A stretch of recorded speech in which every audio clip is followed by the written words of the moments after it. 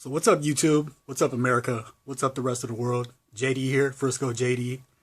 So I'm about to call David Wilcox. He is the man who was beaten down, stomped, dragged by a mob in Chicago.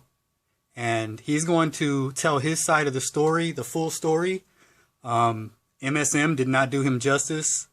And I reached out to him, and he is kind enough to have this phone interview with me, and I wanted to share it with you guys. So I'm going to call him now, put it on speaker. He knows he's being recorded, and we'll hear what he has to say, and I'll ask him some questions. And he also has, I think, a letter that he wrote that he wants to read.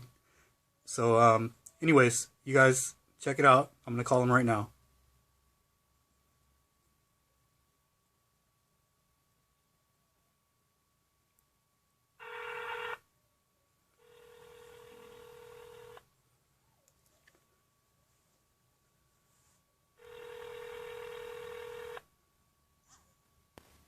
Hello. Hello, David. Yes. How's it going? This is JD. How you doing? I'm doing good. So you know this is being recorded, right? Yes, you told me before that you were going to record a phone call.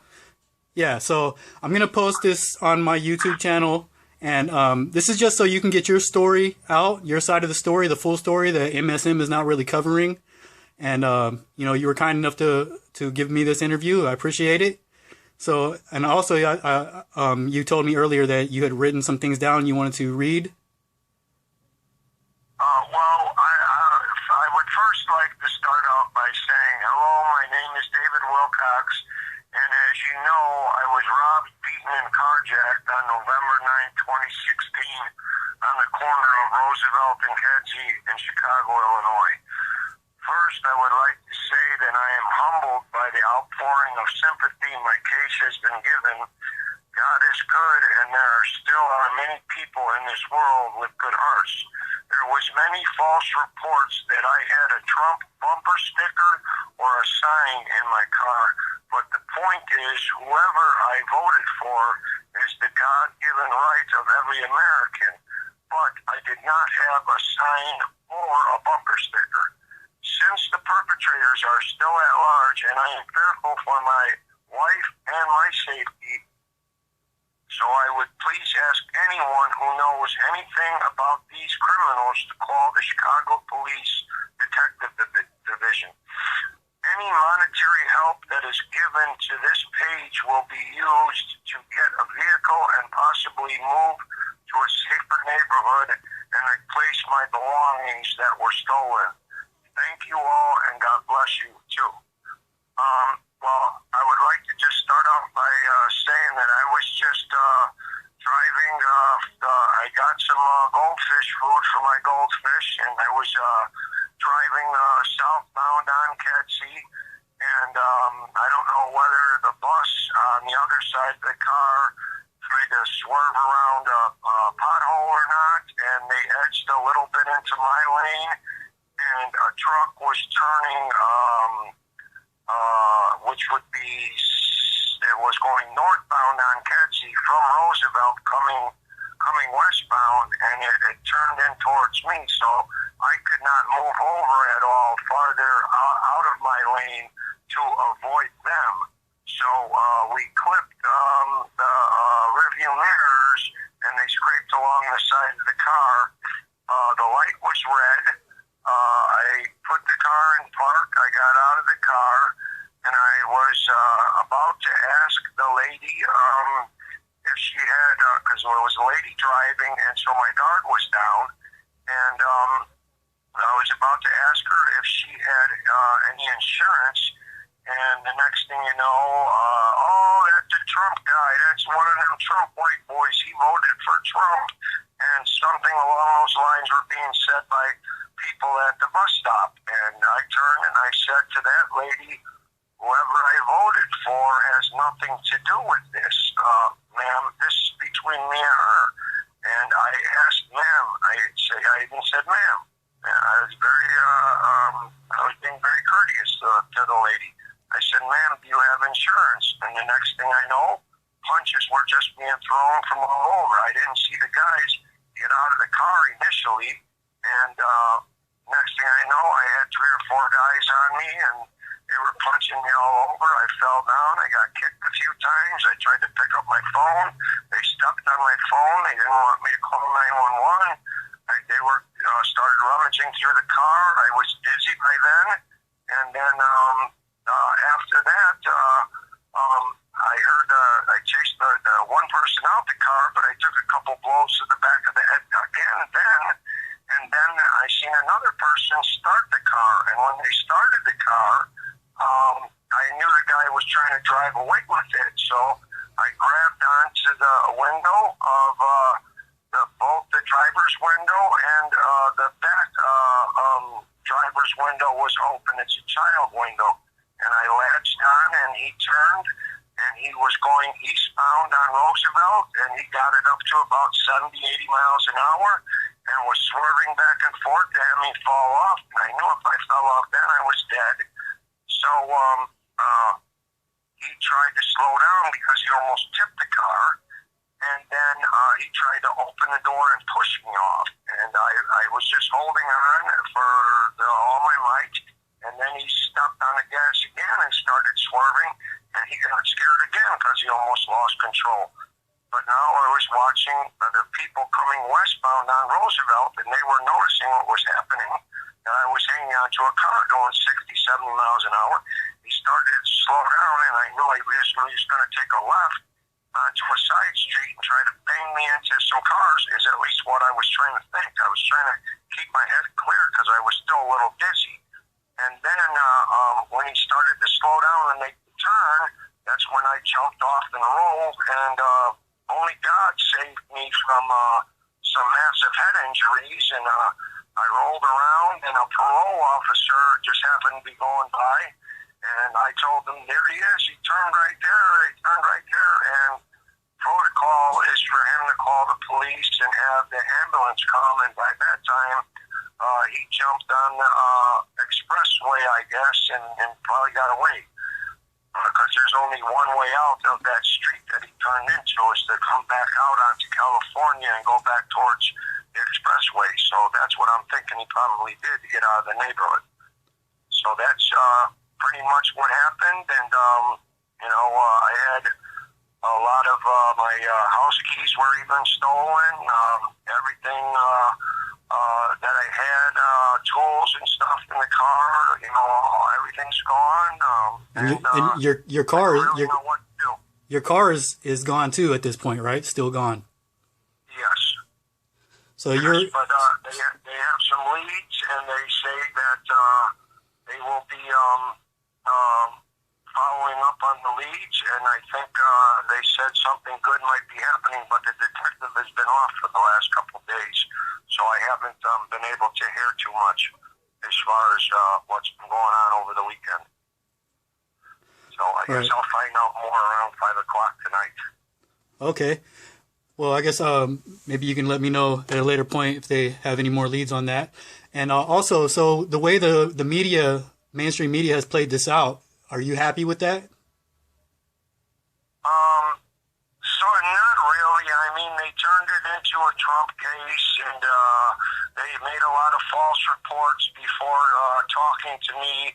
And the only thing that I would like to say is, I wish the lady that took the initial video and was yelling Trump supporter and this and that was charged with some kind of inciting a hate crime or something, because that's all that was. There was 50, 60 witnesses, and nobody took down the license plate, and everybody was laughing and egging it on, and I was just trying to, the car meant a lot to me to get my wife to and from work safe in the morning when it's dark, and that and the tools and stuff and everything that was in it meant the world to me. I mean, that's all I had, Right.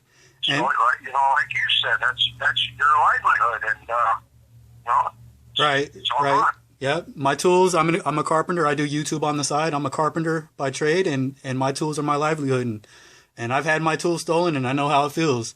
Not in the same way. It didn't happen the same way it happened to you, and that's disgusting.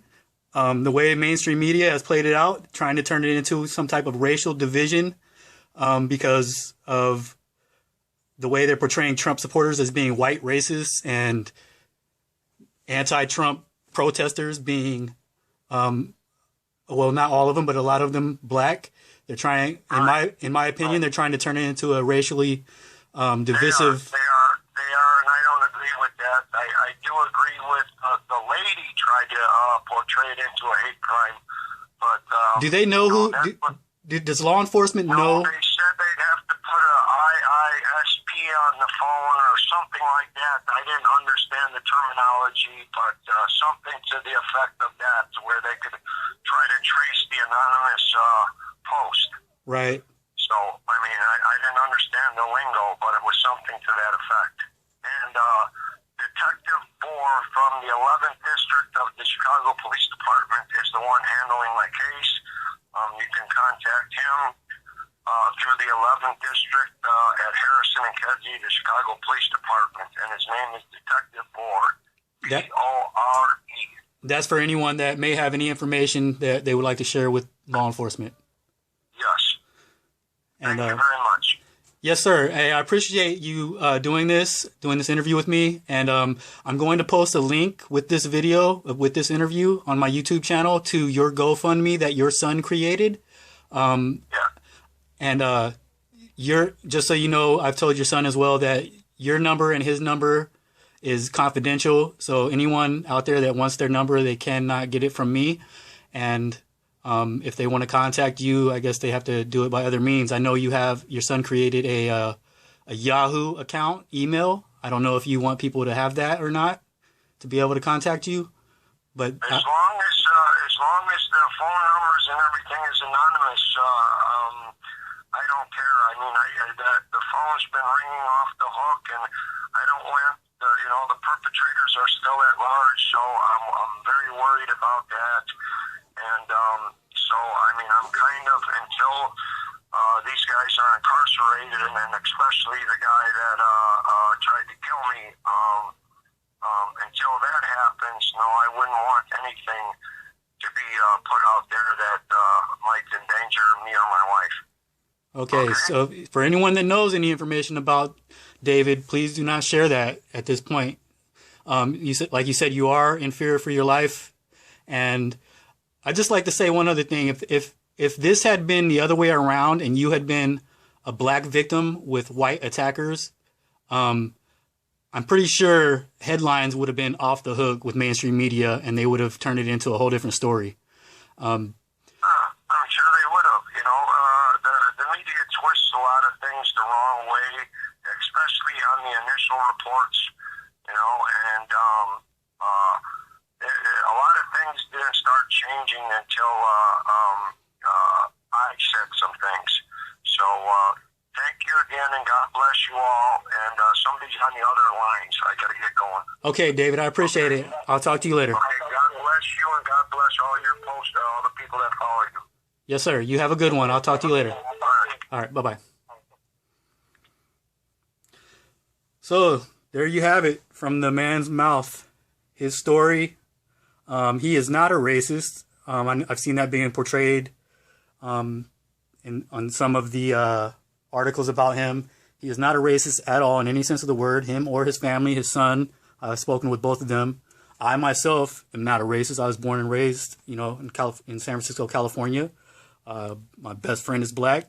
So I just believe mainstream media, whether it is instigated by George Soros, provocateurs, all of these anti-Trump rallies going on, that some incidents have turned violent. There's evidence out there that George Soros has paid provocateurs out there starting a lot of this. Not this incident that David Wilcox was involved in, I don't believe, but that was just a random incident that turned into something that it shouldn't have, and it never should have happened. It's disgusting what happened to this man, and hopefully, the perpetrators will be found, and justice will be served in that sense. I'm I'm gonna go ahead and leave you guys with that. I got to get back to work now. I'm gonna post this so everyone has a chance to hear his side of the story and what really went down. So so I'm posting his GoFundMe link as well that his son created, so it's legit. I talked to his son. I know which one is his. I'm gonna post that link. It has a picture of David with a red shirt on. So there's a few of them. One is by Paula, which I also understand is legit, and I don't know about any other ones that are posted or GoFundMe's that have been created. I don't know how legit they are. So I do know that the one posted by Paula, I think she in her GoFundMe she's saying help get David a car because he is out of his vehicle, he's out of his tools, and he just needs help. So anyone that can help, I'm sure he would appreciate very much. You guys have a good one. Peace out. This has been Frisco JD.